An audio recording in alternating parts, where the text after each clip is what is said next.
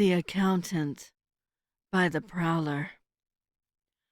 The room that surrounds the man sitting behind the table is run down.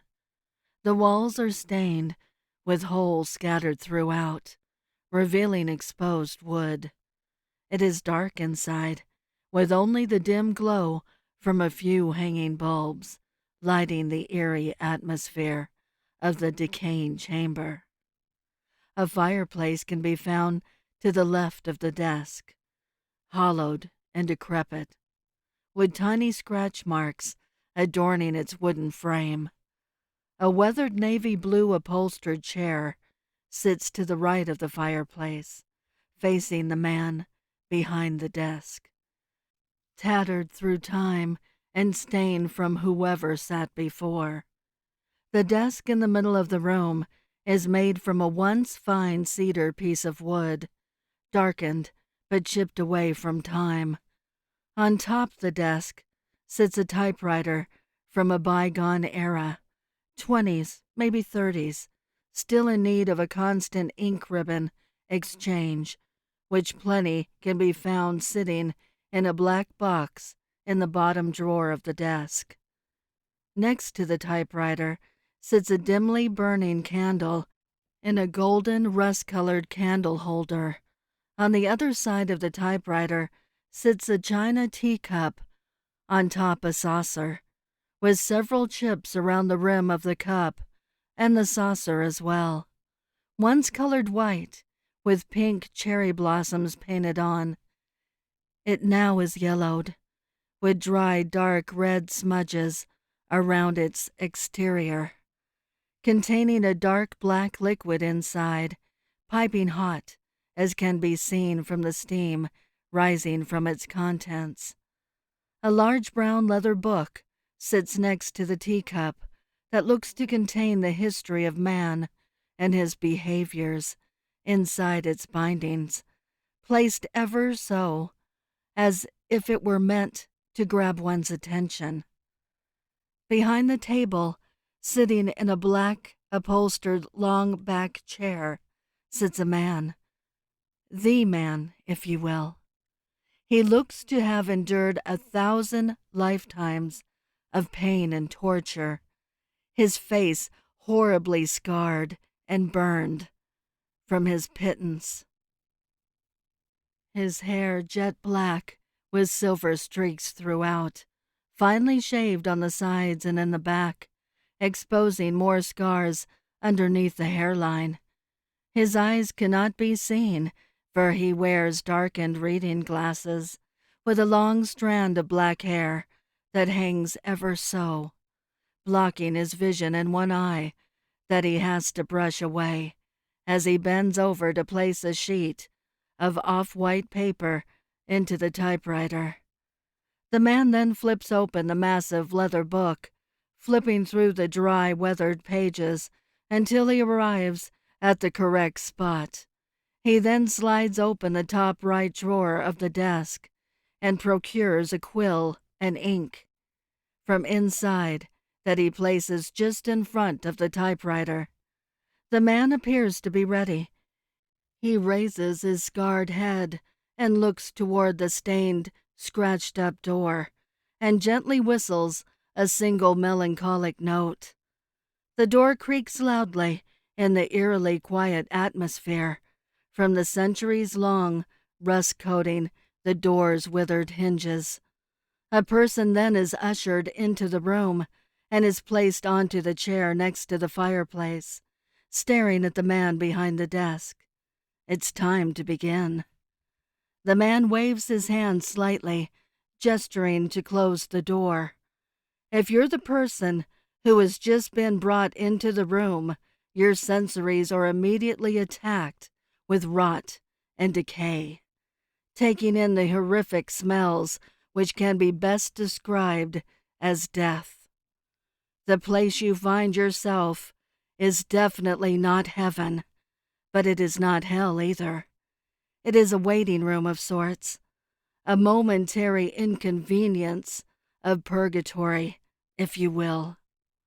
What you say during your interview will determine your eternal destination. Give truthful, honest answers, and you may be granted a heavenly reprieve. But if you should, for whatever reason, lie, and not own up to your transgressions, then the fiery depths of eternal despair await your presence. The frightening man who sits behind the desk is who you must deal with. He's simply known as the accountant, and he's here to take inventory of your life's work. You must sit before him and account for your deeds, every detail, every action you did and did not take, every path you traveled and did not venture down will be looked at and scrutinized over painstakingly. The person who was just brought into the decaying chamber and sits trembling across from the accountant is a man, but he is no ordinary man. He is a priest, and his inventory is about to begin. I do hope you're comfortable, and the chair is suitable to your liking, Mr. The accountant pauses for a brief second as he pulls the man's file. Oh, I am indeed sorry. 1,000 apologies. Not Mr., but Father Malachi. A Catholic priest, I see. It's written in big bold letters atop your case file. Oh, and as evidenced by the white collar around your neck, I now see. Once again, apologies for my momentary lapse of detail, the accountant said sarcastically in his proper English tone. You're somewhat of a celebrity around these parts. A man of the cloth, after all. But I hope you know your position guarantees you nothing, Father. There's no free passes to paradise, and there's no getting out of your interview with me, the accountant said in a more serious, raised tone. The priest sat there dazed and confused, with a look upon his face as if he was thinking, how could something like this happen to me? Almost as if he thought his being a priest guaranteed him a free pass through the pearly gates. Well, Father Malachi, I see the state of confusion festooned across your face. So let us begin. We will go over a couple of minute details in your life, and we'll see what happens next. That all, of course, depends on yourself and the answers you give. Leave nothing out, and spare no details. Trust me, I have heard it all before, and I do not shock easily.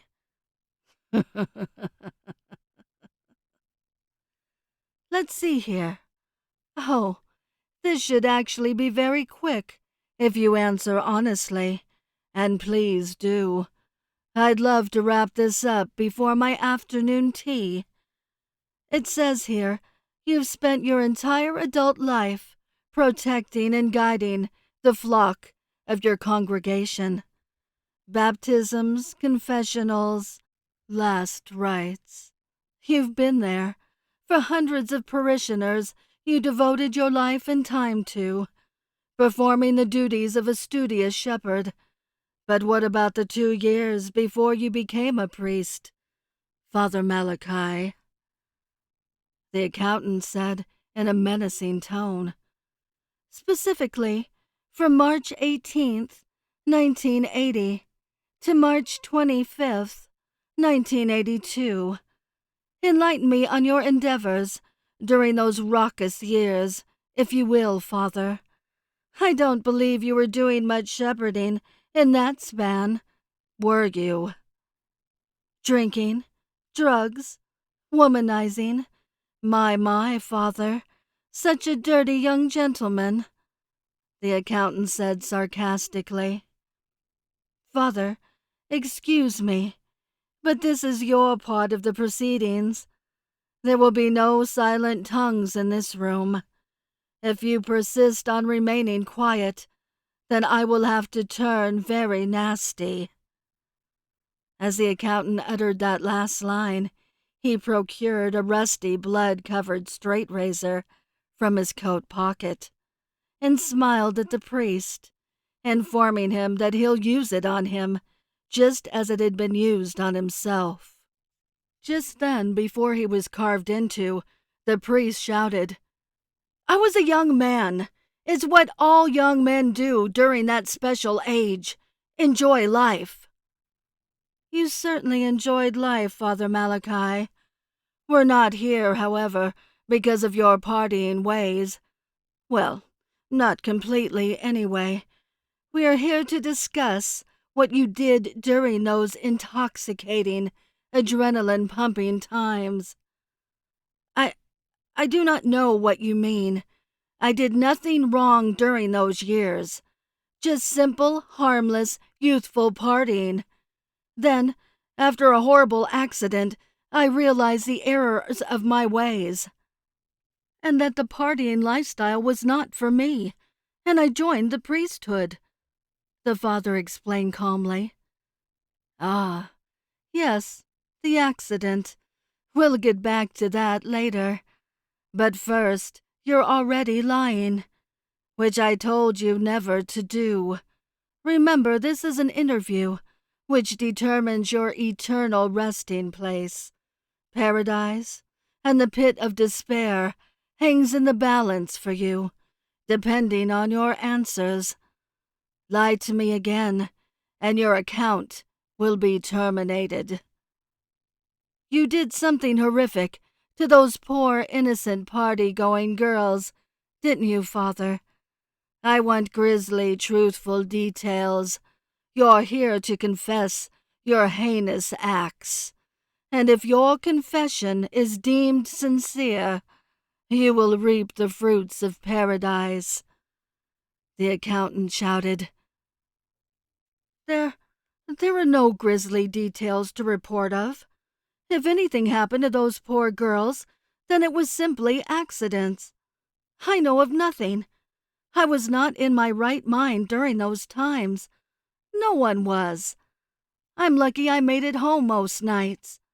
I was a simple, rambunctious partier. Nothing more, nothing less.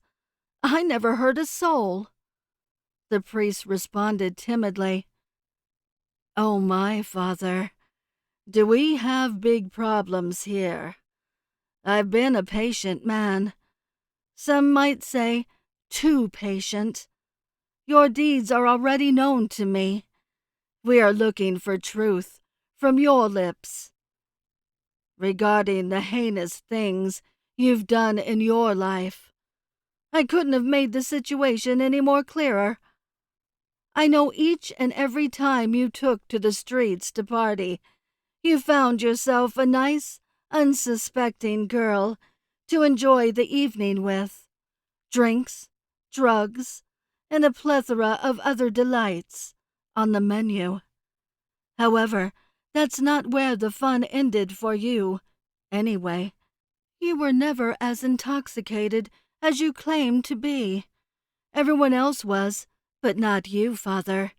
No, you can't sit before me and claim a drunkard's innocence when I know for a fact it was a ruse.